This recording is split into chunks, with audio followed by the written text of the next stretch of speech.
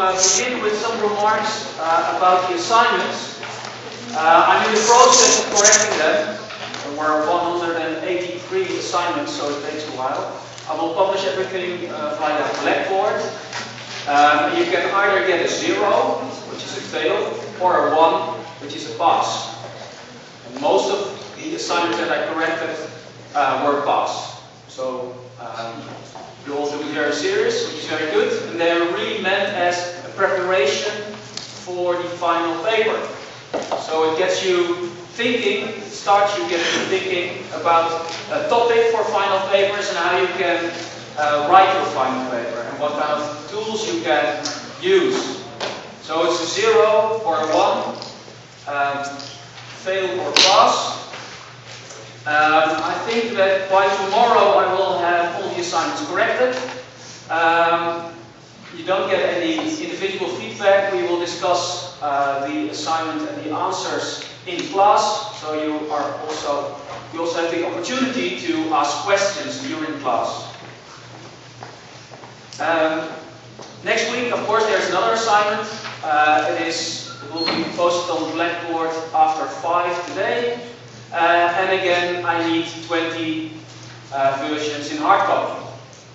You can submit that hard copy version on the 5th floor of the Faculty of Social Science, the building here in Leiden.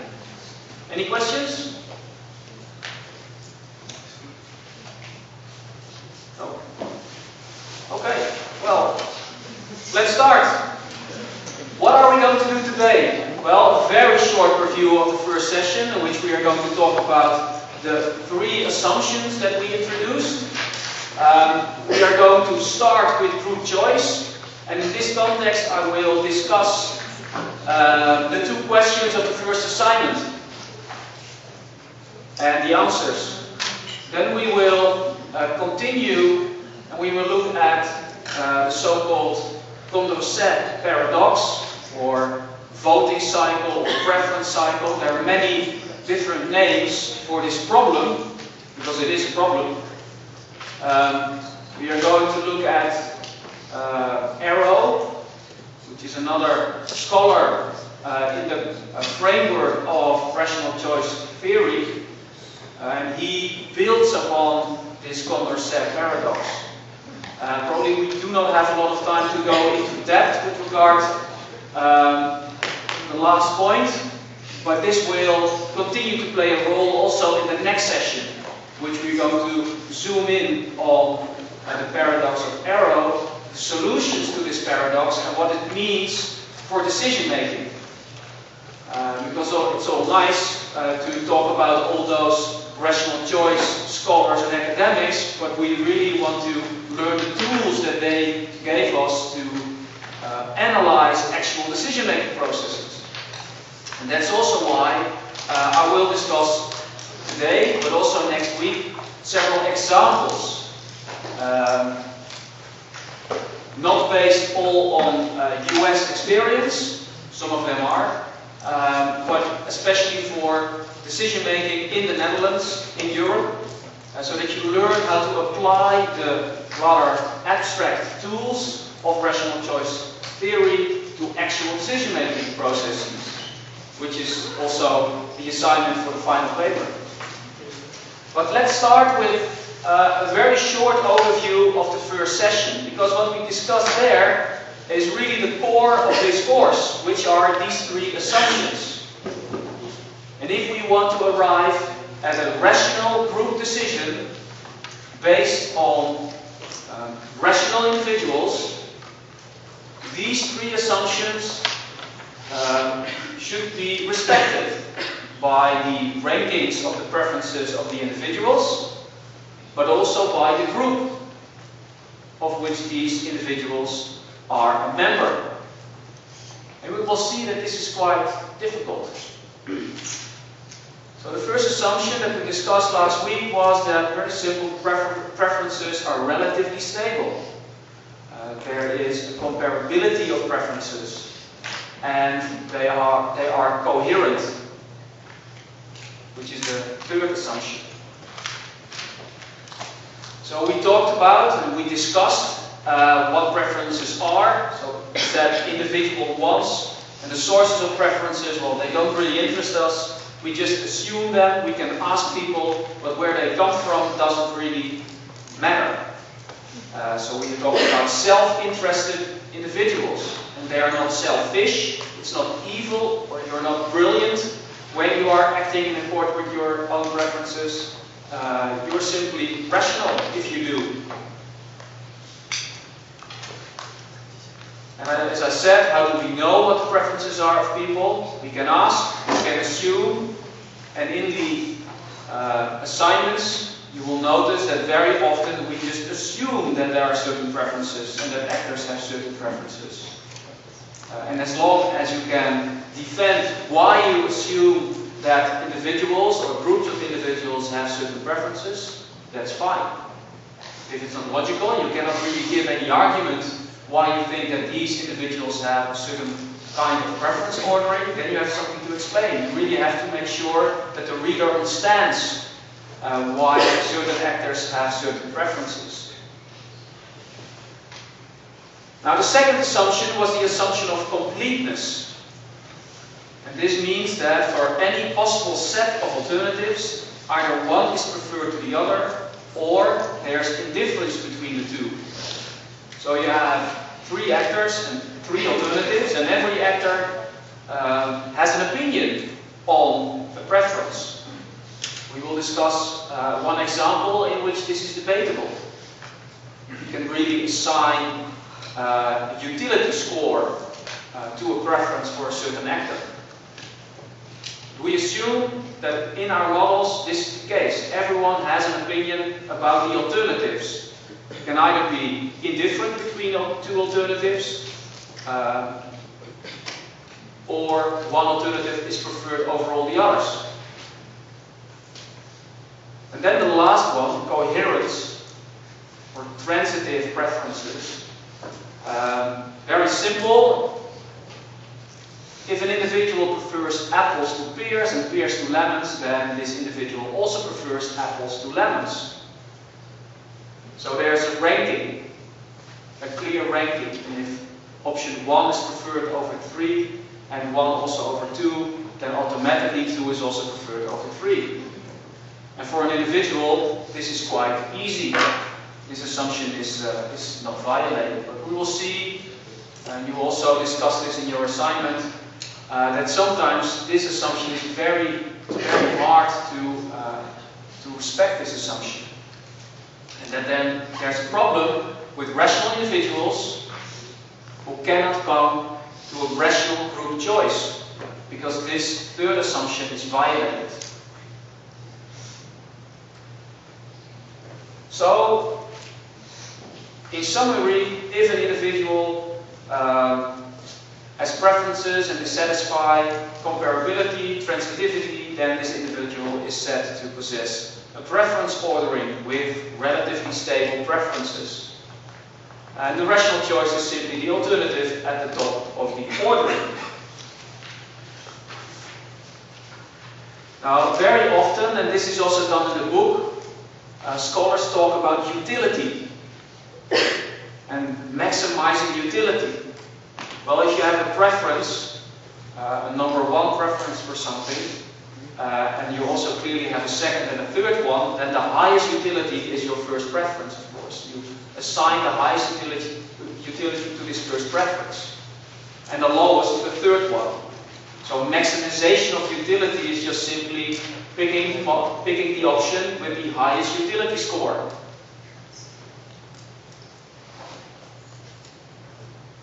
Is that clear for everyone? Okay, let's continue, which is group choice. We now know that each individual ranking of preferences need to comply with those 3 assumptions. Now we're going to look at whether it's possible to arrive at a group decision which also respects those 3 assumptions. So, stable preferences, coherent, and complete. And now all the problems start. So let's first look at the assumption of completeness. And this directly links up to the first question of the assignment. And there it was asked, rank preferences for each of the following actors, taking into account their role in decision-making processes. The preference ordering for each actor should satisfy the three assumptions discussed in the first lecture. So here you can see three preferences: increasing the number of votes in elections, influencing policies,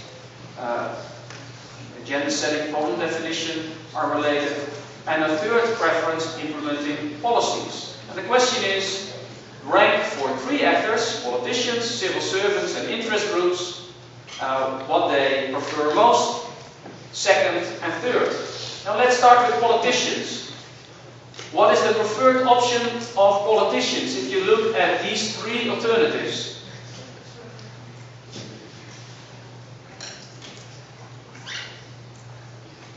Increasing the number of votes in election.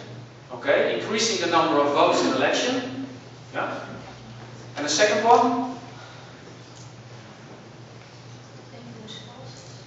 Influencing policies is the second one. And then the third one, implementing policies. You could say they do have some kind of interest to implement policies. So they want to control if people who are responsible for implementing policies do their job. Basically. Very easy.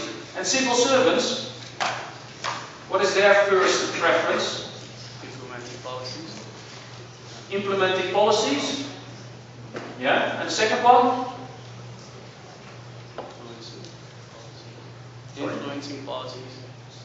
Influencing, yeah. Agenda setting, problem definition. Yeah. You could say if a civil servant thinks that a certain policy needs to be changed, then he can ask the minister, well, do something about it, or write a report.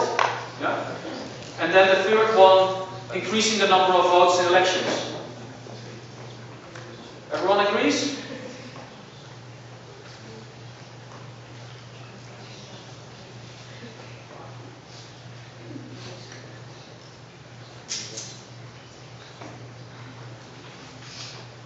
If we look at the Dutch system, are civil servants elected?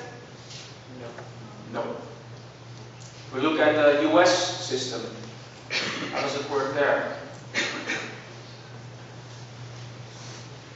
Top 4,000 clerks are appointed by the president. Yeah, very good. So a large number of civil servants are appointed by the president. So it depends who is elected president, if you have a job as a civil servant or not. So it's not only the moving van in front of the White House when a new president starts his job, but it's also vans outside of ministries where the whole top level civil servants are just replaced. So there you could say civil servants could have some kind of preference for increasing the number of votes in elections. But in the Netherlands, I don't know if civil servants want to increase votes and where and of who. Maybe you have a different opinion, but I don't think that a civil servant in the Dutch context will have an opinion about this preference. And maybe you remember, if we go back, that if we have the set of alternatives, which are these three options, then the assumption is that they have to have some kind of opinion on this. So it seems that we cannot really say anything in the Dutch context about increasing the number of votes. Well, it could be that a department would have more money if, like, the DVD is the parliament and otherwise private. So then you have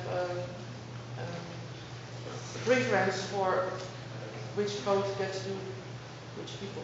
Yeah, well, that's a good point. So you could say civil service in the Netherlands also have an interest. You have defense. You prefer a strong liberal party because most of the time they don't want to cut spending on defense. They don't want to increase spending, but they at least don't want to cut it. Whereas if you have the Greens in power, it's more likely that they will say, we don't want to have a new Striker jet airplane or whatever. So yeah, that could be a good option, that you want to have a certain political party stronger in elections than ours. But you have to explain this. So this would be a very good explanation. Okay, let's continue. So we now have civil servants who prefer implementing policies, influencing policies, and, well, with some argumentation, we can even defend that they want to increase the number of votes for certain politicians, depending on in which ministry they are working. What about the interest groups? What is their first preference? Sorry? Influencing policies, yeah. So lobbying. I don't know if you read the article that they found out, journalists found out that the European Parliament and members of the European Parliament copy-pasted over 500 amendments directly of lobby organizations. It was literally the same text. So they didn't do any work, they just took the amendments written by lobby organization of big industries and copied it in new law. This could be one example where interest groups who pay these lobby organizations to influence parliamentarians, to influence agenda setting and problem definition. Okay, what is their second option?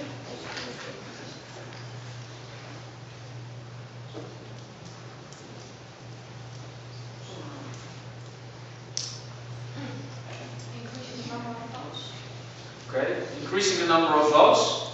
Maybe the similar argument as someone else made, because you cannot vote on an interest group in elections if you have just general parliamentary elections, for example. Can you maybe reason why an interest group want to increase a vote, the number of votes of someone?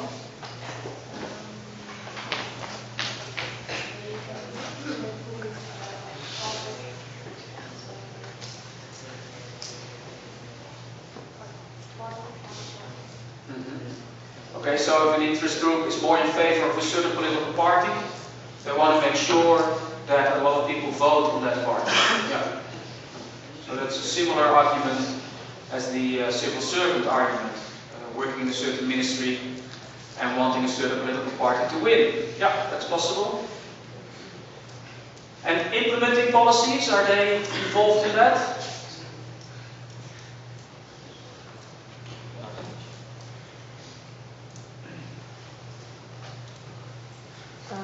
While the ministry is carrying out the policy, often the interest groups are joined in that implementing policy. So in that way they do have some. Yeah. So you could say when interest groups are helping civil servants to implement certain policies, maybe they are necessary because they play a role to organize people, then you could defend the claim that indeed interest groups are also playing some kind of role in the implementation of policies.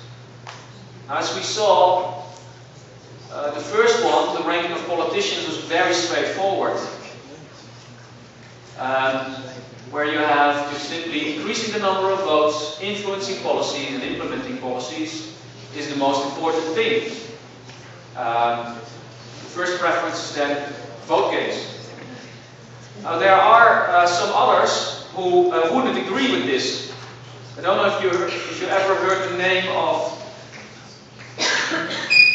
Sorry? He says that there is some kind of trade-off between, on the one hand, office, just being in power, policy, implementing policy, and the number of votes. And that every politician has to balance the three. So you can have a lot of votes by defending certain policies in elections, But it is possible that you don't, because the policies are so extreme, that you're not able to form any kind of coalition. So you will not be able to implement your policies. You will not be part of the government. Sometimes it's possible, and we see that very often in Scandinavian countries like Denmark, where you have a minority government, where there is one political party who supports the government who is in the minority. We had the same in the Netherlands until recently. And very often then a political party is able to realize its policies without being in office. So it is not as straightforward as I presented here, but as long as you have an argumentation why you think that these preferences are ranked in this order, and I'm convinced, and you can convince your fellow students, that you're safe.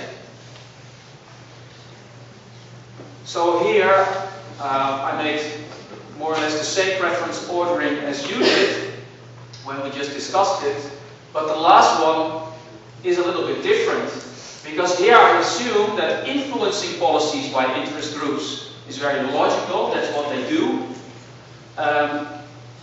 But I reasoned that they don't really make any difference between increasing the number of votes in elections of political parties they support, or their role with regard to implementation of policies.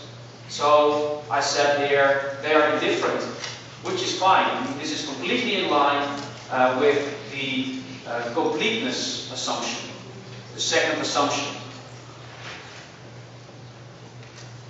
But you could easily also say here that interest groups are not really interested in vote gains of any kind of political party, because they don't want to be linked to any kind of political party. Well then, you cannot really say that they have a preference over one of the alternatives in this set of three alternatives. And then you violate the second assumption. Now, in the assignments and also in all the examples that we are going to discuss, I keep constant this assumption. It is always respected. But you really have to make sure that if you are looking at actual decision-making processes, that you know what the actors are, know what the alternatives are, and by selecting those alternatives, making sure that it complies and respects this second assumption of completeness.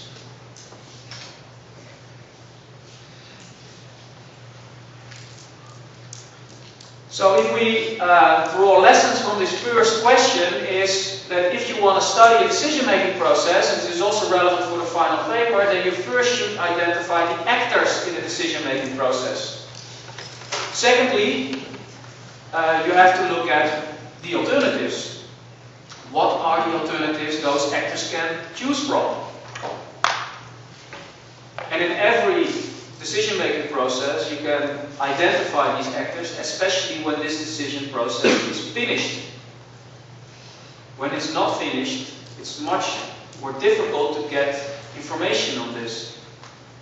But if you have a nice finished process, you can ask people what their preferences are, or you can read the papers, the newspapers, or other documents, and you can find out who are the most important actors, who decided on a certain policy, or on an international trade agreement, or whatever. Then you also know what the alternatives are, and you can, as a third step, rank the preferences of the actors for all these alternatives. So this is really the first step that you need to do in the paper. It doesn't matter if you pick a game theoretical approach as a tool to analyze the decision-making process, or, as we will look at next week, a spatial model. That doesn't matter. These steps you first need to do to be able to analyze the decision-making process in line with rational choice theory. Is that clear? When some alternative is not in line with an assumption, what happens then? Because it was very clear what happens with the ordering. Okay, here one question is what happens with the assumption if, well, I guess you mean the second assumption. Well, I would then advise to make sure that you pick alternatives that are realistic, on which every member of this group that takes this decision has a preference or is indifferent. And you will notice that if you are going to look at actual decision-making processes, that the options that are on the table and that are negotiated are all in theory possible. And every decision maker has some kind of opinion about it, or is indifferent and doesn't care between two alternatives, but just wants to have one implemented. But you have to make sure that you don't pick alternatives on which the actors don't have an opinion.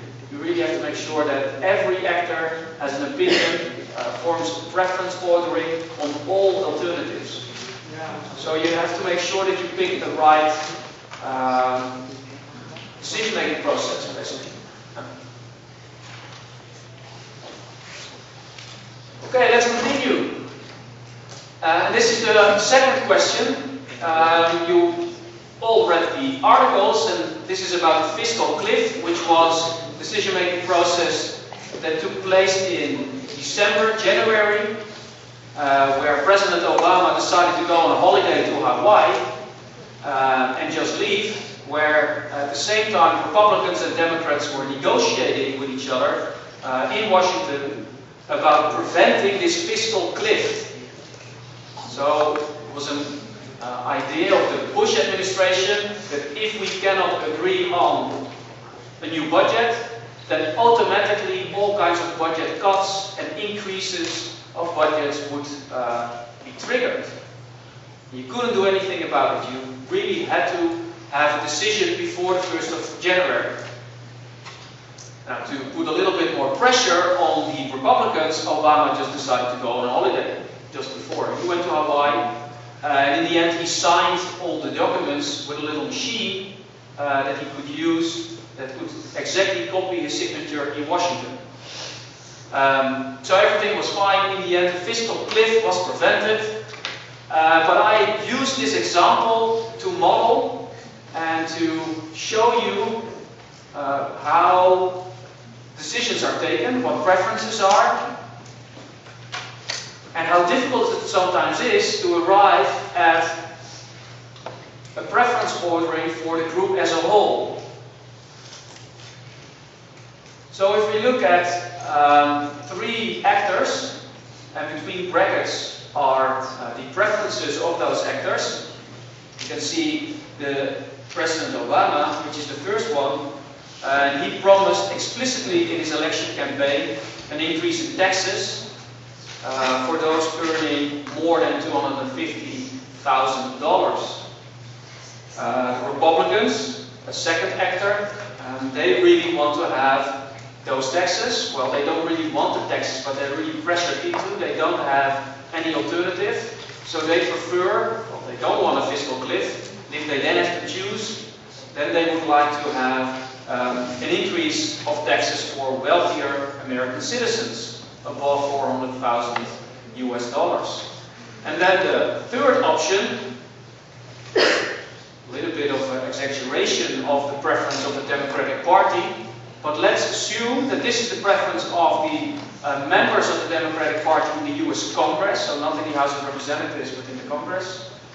And they just want to have no deal, because if the fiscal cliff is there and is not prevented, that automatically means that they can have an increase of their salaries, because this was written down in this plan of the Bush administration a couple of years before. So they do want to have the fiscal cliff. Now let's look at preference orderings, and I also assumed this by and large.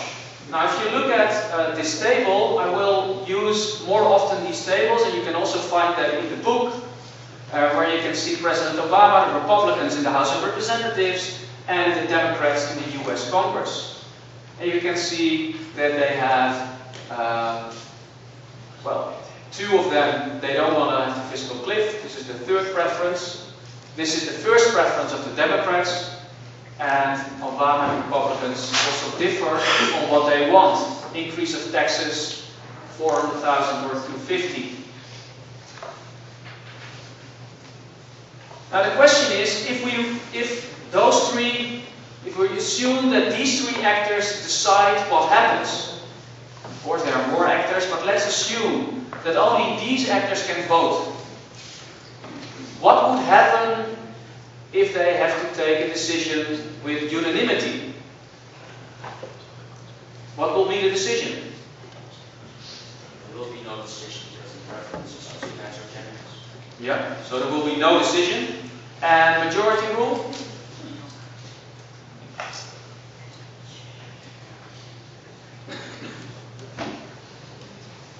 Increase taxes for those earning in excess of 250,000.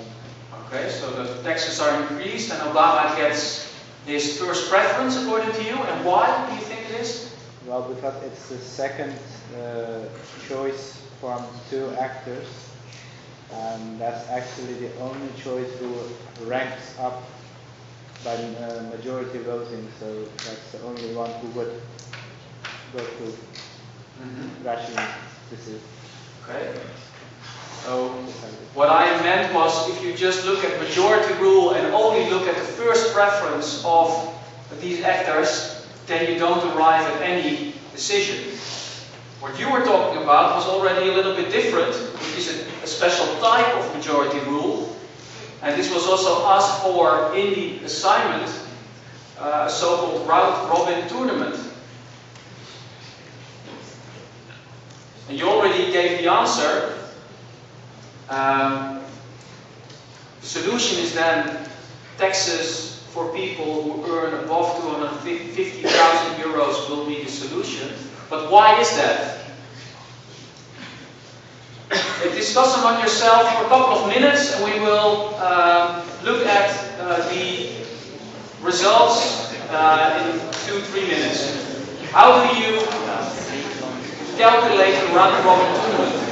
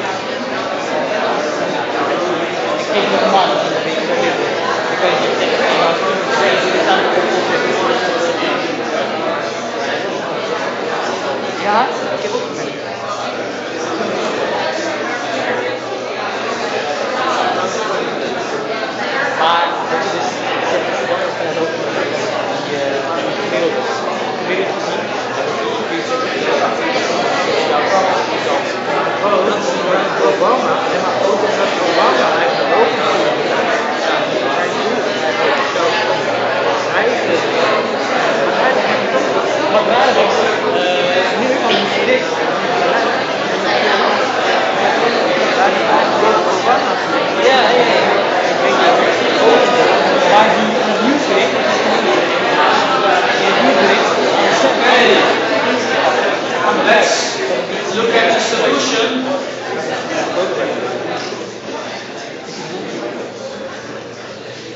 What do we need to do here? What is a round-robin tournament as a decision-making rule? What is the first step? Well, you're gonna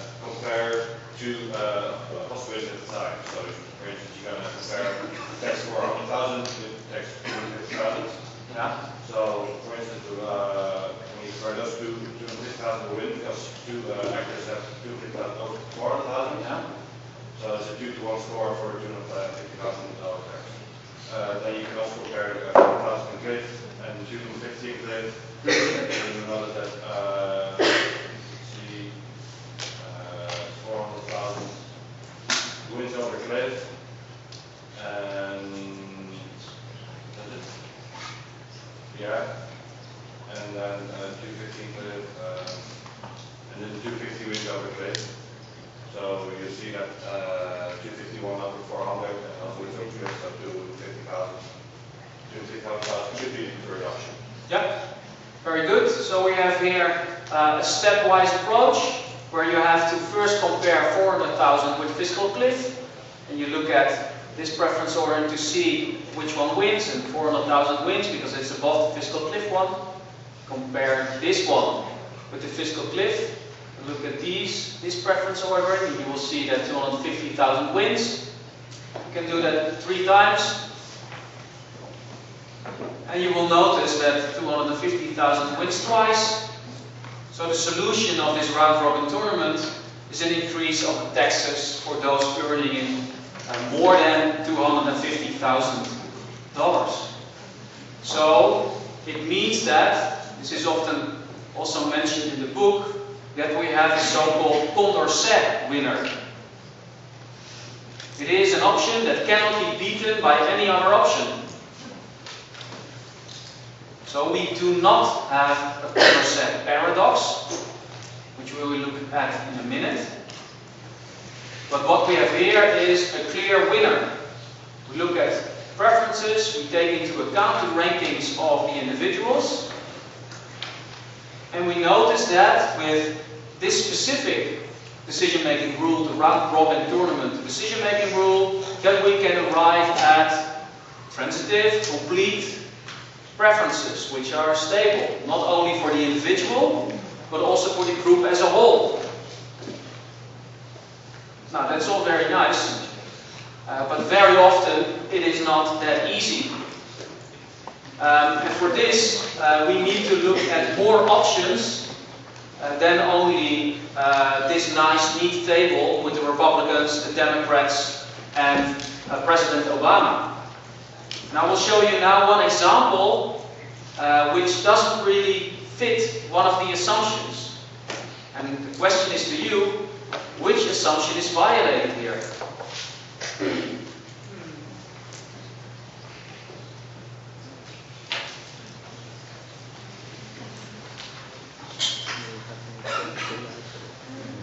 Er lijkt geen weg meer terug om met de luchtmacht te spreken. By the way, in English, but you will notice in a bit.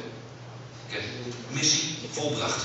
The manufacturers make sure that all of our politicians are aware of all the jobs they've got that are in any way related to the airplane. The hook goes in, and they become committed to that airplane.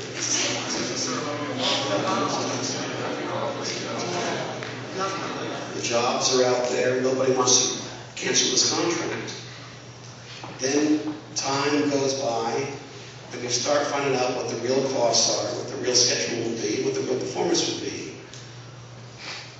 It makes an occasion to take a second serious look at the airplane. Do we really want to do this? But the hook is in, and so we don't do that.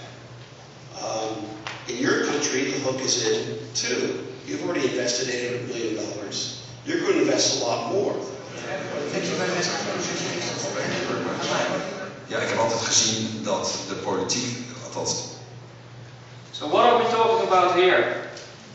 There's the so-called Joint Strike Fighter, and a couple of years ago the Dutch government decided to contribute and to participate in this project. And every other time there's a new decision that needs to be taken if they want to put more money into development of this Joint Strike Fighter. It's a US-based project. And this expert said, you can actually find a lot of YouTube films where you can see the Joint Strike Fighter in action, or military experts talking about what a crappy airplane it is. And this expert says, Well, it's very simple. Every time a new decision needs to be taken, you will not say we will withdraw, because that would mean that you lose a lot of money. So this is already going on for now 15 years in Dutch politics, and the Dutch government is still thinking about, in the end, buying the airplane. Because if you develop the airplane, this Joint Strike Fighter, you get reduction on the price that you need to pay for a new plane. If you are not participating in the full development, then you don't get this lower price. But you can of course also always decide as a politician to back out and say we are not participating. So we have here a decision-making process which takes a very long time, which is not actually about buying the plane, but much more complex and much more difficult. And we can also identify here several actors. And I did that on the basis of some recent newspaper articles in which you have the social liberals, D66, the Social Democrats, Partij van de Arbeid, and the Liberals. And each of these parties, I assume, but I also got this from newspaper clippings, that social liberals have the first preference to just buy the best plane available. So if they see that millions and millions are spent, that doesn't mean automatically for the social liberals that this plane, the Joint Strike Fighter, will be bought. They want to have the option to also buy another one. The Social Democrats want to cut spending on defense and at the same time want to protect jobs. So if they would not buy this specific plane, the Joint Strike Fighter, this could mean that Dutch industry, which is heavily participating in this project, will have to fire people. So they have some kind of mixed preference here. And then we have the liberals who want to support the Dutch defense industry and want to make sure that the Netherlands has a strong military presence in Europe, in the world, and can do something with the military equipment and also needs new equipment to be up to date. I have also some assumptions about three alternatives. Support the development of the Joint Strike Fighter and buy the Joint Strike Fighter with a lower price. And the second alternative, develop the Joint Strike Fighter but just leave open the option to buy another plane. And there are many other options that are way better than the Joint Strike Fighter according to experts.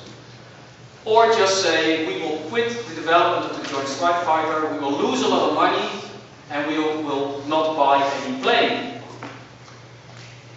Now if we look at the three actors, the three political parties, and we say, okay, let's assume that those parties act as an individual.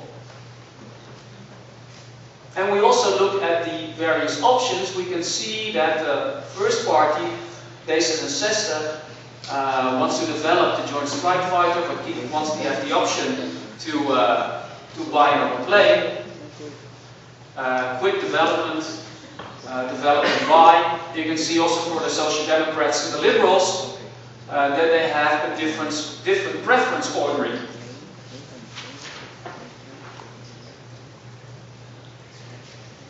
Now the option now, or the question now is, which option is the winner of the round robin tournament?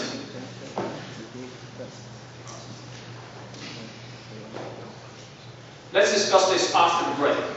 Let's have a break of 15 minutes.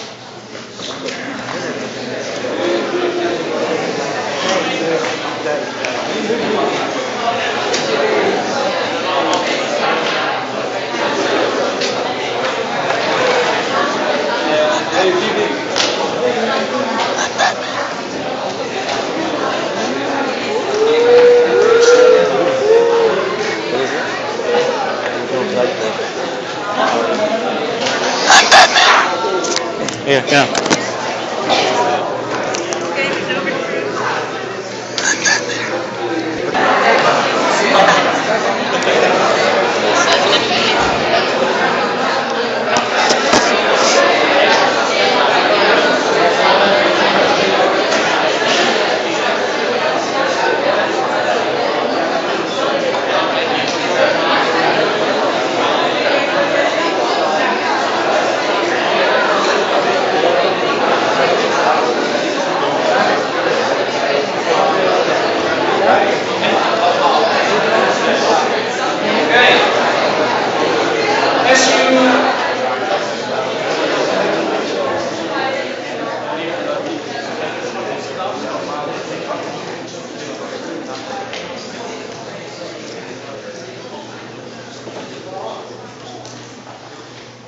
as you see here, we applied the round-robin tournament decision-making rule, and there's a winner.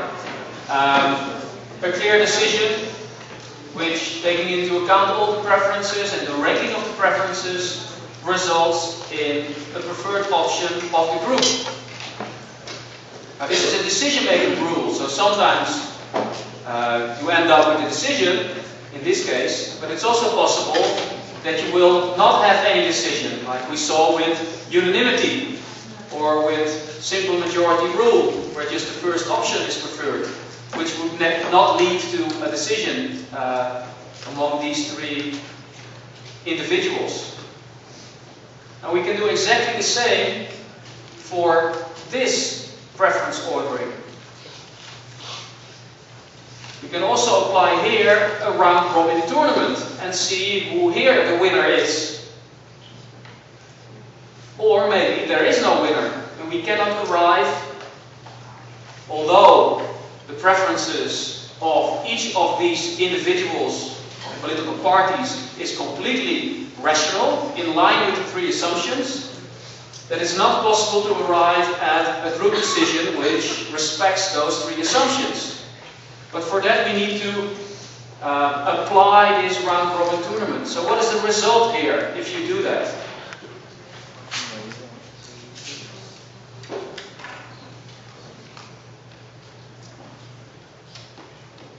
I would say no result. No result? Okay. Yeah, I agree. Everyone agrees?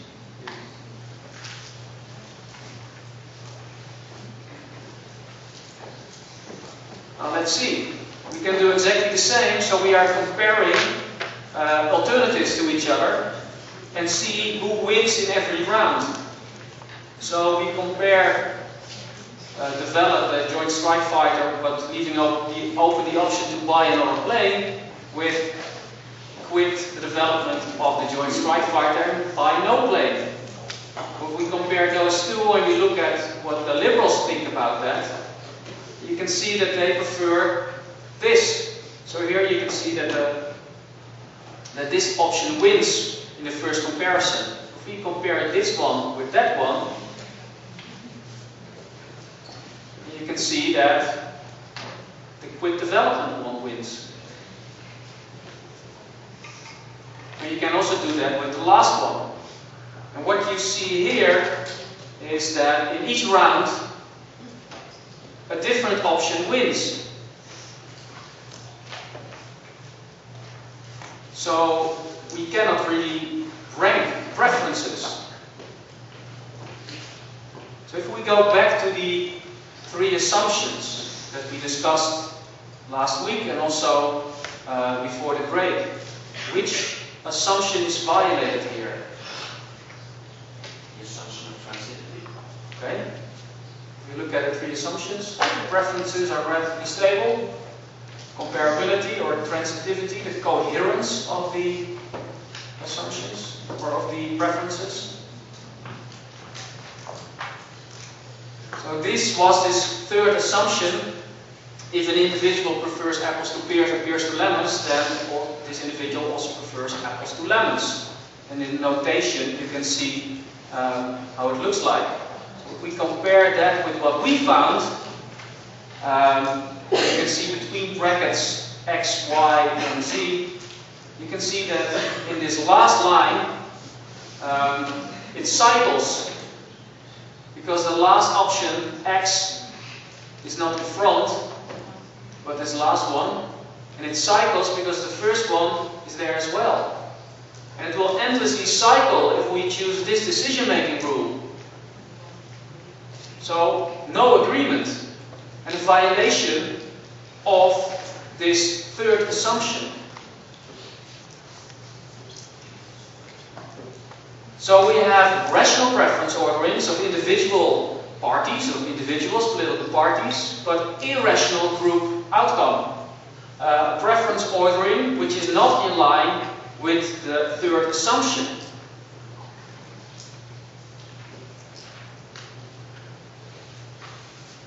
So we have intransitive collective preferences and rational, coherent individual preferences. This is called the Condorcet paradox. But what can we do about it? We could think of just picking another decision-making rule. But let's say that it doesn't really matter which decision-making rule you pick, and you want to have a fair decision-making process in which all the actors and all their rankings of their preferences are taken into account. What can we do to solve this problem? What do you think? So one political party can choose, let's say the second or third alternative, and then this political party can, let's say, choose which alternative will end up first. Okay. So one political party can maybe take the lead or something, or And influence the outcome, yes. and can influence the outcome. If we look at the preference ordering, which one of these three parties that you expect can take the lead in this decision-making process? Are there any reasons to believe that one party is more powerful than the other?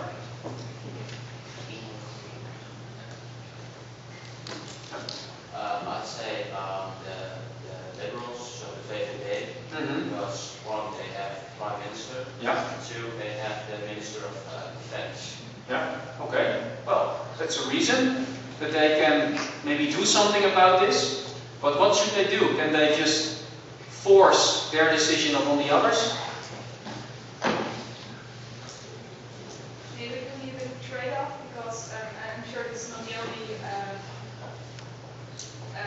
only case where there's a preference cycle. So maybe one time they come in and the other one they Yeah. Yeah, very good. So one way to get out of this is often to start negotiating on another dossier, and you can make some kind of package deal. So you will give something to someone else and you get something back. Yeah, good point. So we can also maybe assign a special role to the party who has the Prime Minister, the Minister of Defense. Now in the book there is indeed not the trading of dossiers and of negotiation processes and linking them together. That's not what is explained in the book, but it's a very good point, and we can go into that next week, where we're going to look at multidimensional spatial modeling. But let's now look at your point, and also the point that you touched upon. Maybe we can assign a special role to one of these parties. So if we look at a solution out of this paradox, where all these preferences cycle all the time, we can look at agenda setters. Very often a chairperson of a government, of a cabinet, can determine the agenda. What does that mean? In the book it is explained that this agenda setter can decide how the group votes, or the order in which the group votes. So the agenda setter can be very powerful, especially if the others are not really aware what is happening. The example that I'm now going to show you shows how powerful an agenda setter can be. So let's assume that we have a Prime Minister, a liberal Prime Minister, who can set the agenda, which means he, in this case he, can decide to propose a voting order. So first he says, let's vote for either develop the Joint Strike Fighter with the option to buy another plane, against another option, quit the development and buy no plane. And the winner of this first step will then be put against the other option, which is developing and buying the Joint Strike Fighter. And then the result of this two-step approach is the final decision. And the Prime Minister proposes this, and both parties agree. So they start voting.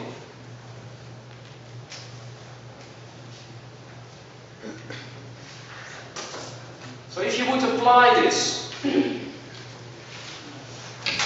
so in the first step and then the second step, what is the result? Just think about it for a couple of minutes and then we can discuss the result.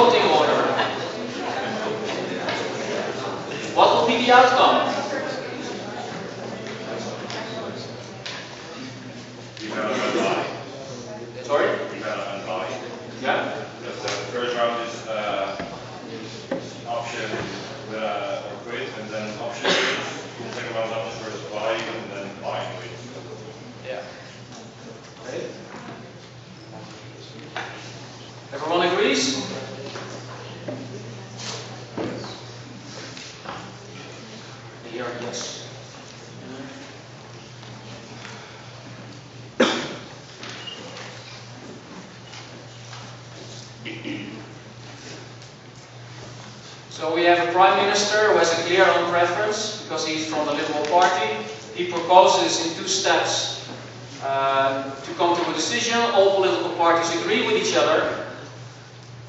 But indeed, in the end, by confronting the winner to the option develop and buy a joint strike fighter, this last option will always win. So what we see here is when there is such a paradox that we saw is happening here. If you just do a normal round-robin tournament, there's no solution. If you have an agenda setter, he can just basically pick the solution that he wants and then develop an own decision-making rule which will result in his first preference. So here what you have is what very often happens when people, politicians, civil servants have to decide how to distribute money. So who gets what? It's very costly and they have to decide where to spend the money on.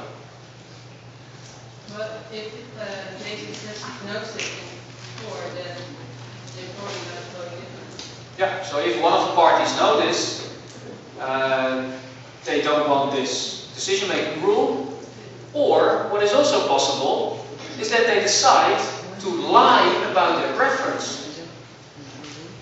Because what we so far assumed is that all these actors are honest and openly say, this is our preference ordering. But they cannot lie and say, well, it's slightly different. And then the Liberals are proposing this decision-making rule as an agenda setter, and then the Liberals are tricked into something and not the Social Liberals, D66. So, one, if they are smart, they are not going to go along with this way of voting proposed by the Prime Minister. And secondly, if they are smart, they think about how they reveal their preferences, or in an honest way, or they just lie. And we assume that all actors reveal their preferences in an honest way. These are the real preference orderings. We can also say, well, maybe they're going to lie about it, but then all the models become much more complex. If you have the real preference orderings, and you have smart people in the political parties, they would never go along with this decision-making rule. And they would propose something else. So maybe then the whole game starts all over again, and you end up again in these preference cycles. Now, the underlying idea of this exercise is that agenda setters can be very powerful, and that you have that agenda setters are very powerful because of the type of policy field that we are talking about and the type of decision. We have to distribute money in this decision-making game. We have to decide where the money goes to, or spending, or cut spending, or spend it on something else. And most of the time, political parties have very clear and strong preferences on these issues. And if they have, then it's highly likely that we end up in this preference cycle, this Condorcet paradox.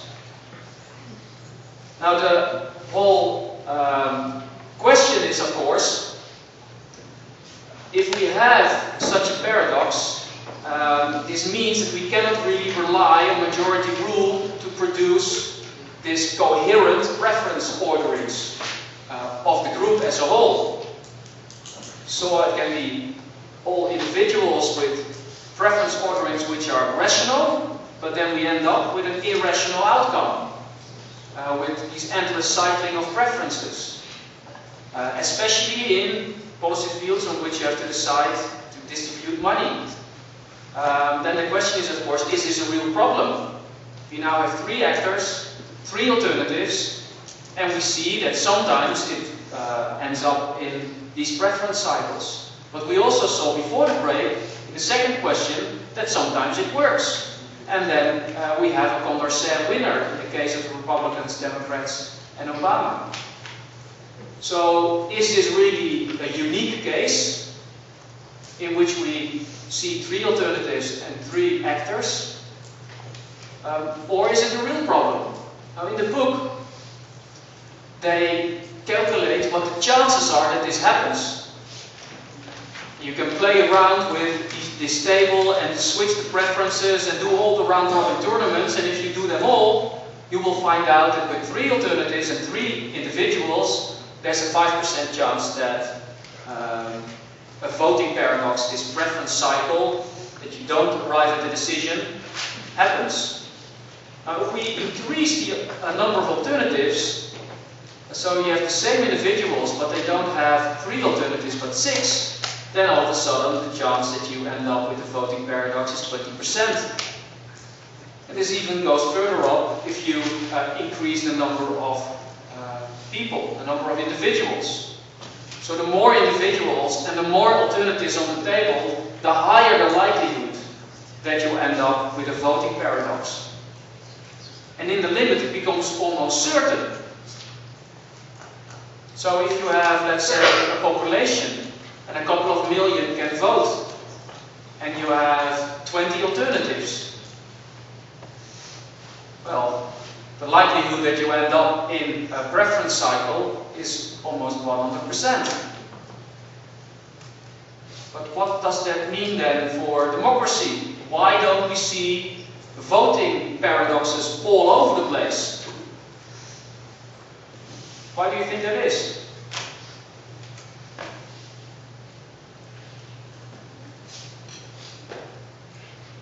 You would expect, on the basis of these very simple calculations, that they are everywhere in every decision-making process. Why is then democratic rule preventing these kind of preference cycles? Any idea?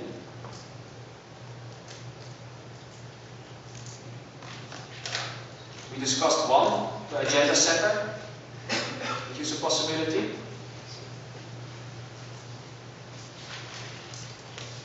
Others said package deals, so you discuss more issues and not one issue at a time, but you combine them with other issues, which makes it then possible to prevent these cycles. Other options?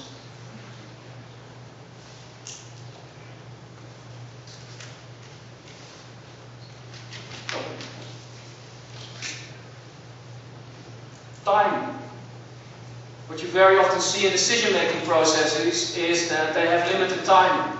So they have to arrive at a decision before a certain moment. Look at the fiscal cliff. So you have an additional component to take into account. And often the time factor is determined by outside forces like new elections or this fiscal cliff arrangement. But it can also be given in rules. And one of the rules that is set to prevent these paradoxes is also that sometimes you need qualified majority to arrive at a decision.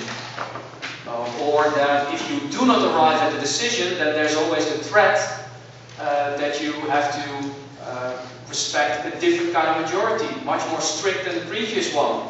So that there's pressure in round 1 to arrive at a decision, because you will know that in the next rounds it will be getting more and more difficult. Typical example is the ordinary legislative procedure in the European Union, where in every round it's getting more and more difficult, if you didn't arrive at a decision, to get your point across as European Parliament. And that pressures the European Parliament in agreeing in an early stage. And this is just a rule, an institution, the rule of the game. So in these ways, it is possible to prevent these cycles. We will look at some of them next week, but it is even getting more disturbing for democratic rule if we look at not only the Condorcet paradox, but really look at the other implications of this paradox. Because we now only looked at the round-robin tournament, and of course there are a lot of other decision-making rules around. So you could think of introducing a complete other way of voting. So now we move away from Condorcet to Arrow. Because his point is that it doesn't really matter if you have a different kind of voting rule. Condorcet looked only at the round-robin tournament. Arrow looked at all kinds of decision-making rules, and he says, doesn't matter. You will always end up, if you don't set additional rules, in these voting cycles. So let's look now very shortly at what he states, a very strong claim, and compare that to the Condorcet paradox. On the one hand, he builds on the conclusions, so he says the rational preference orderings of individuals arise, but there's always a chance of irrational collective preference orderings, and we cannot really rely on a majority rule to produce a coherent sense of what the group wants. This is what we already know. What Arrow adds to this is that this problem cannot be solved without sacrificing either fairness in the decision-making process or limiting the alternatives from which individuals can choose. Now we go back to the calculations and look at the point of Arrow limiting the number of alternatives. You can look at these calculations. You can imagine why less alternatives will result in less risk of preference cycling. But is this fair to say to politicians or to citizens that they can only vote for a limited number of people or a limited number of options?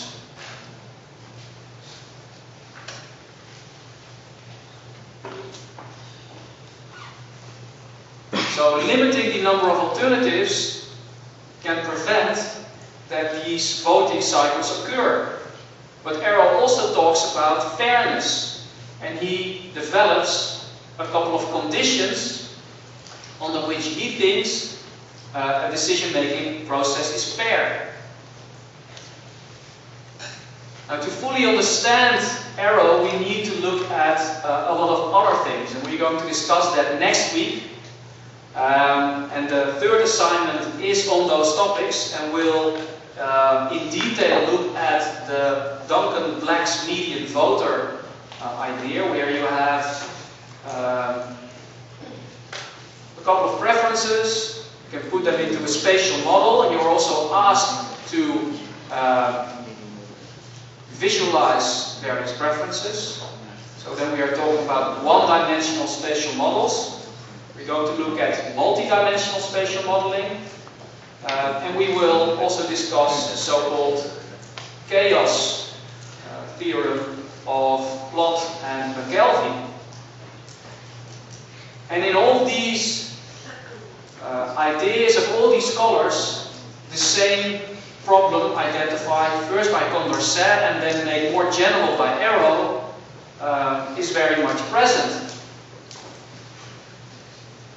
You cannot come up with any kind of decision-making rule without restricting the number of alternatives or sacrificing fairness in decision-making processes, otherwise you will end up in a preference cycle. Now, to add something to what we previously presented with regard to what kind of lessons we can draw from all these abstract examples is, and this is also relevant for the paper, identify actors, identify alternatives in a practical decision-making process, rank the alternatives for each of the actors. Maybe you can put it in a nice table. But then directly what you should ask is there some kind of paradox? And maybe link it to the fairness of decision-making processes.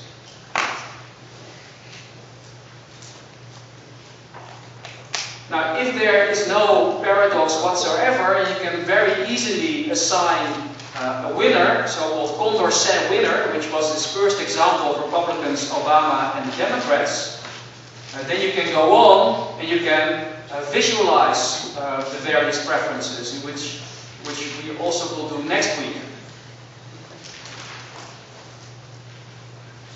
If you don't find a Condorcet winner,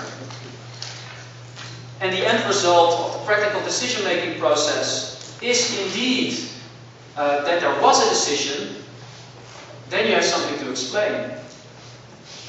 Maybe it's a timing. Maybe there are additional rules that can explain that such a Condorcet paradox is prevented. So basically here what you have, and you can apply this with a little bit of spatial modeling, what we'll discuss next week, you already have a paper. Okay, I think this is enough for now. So I will see you all next week, where we will discuss spatial modeling and the arrow theory.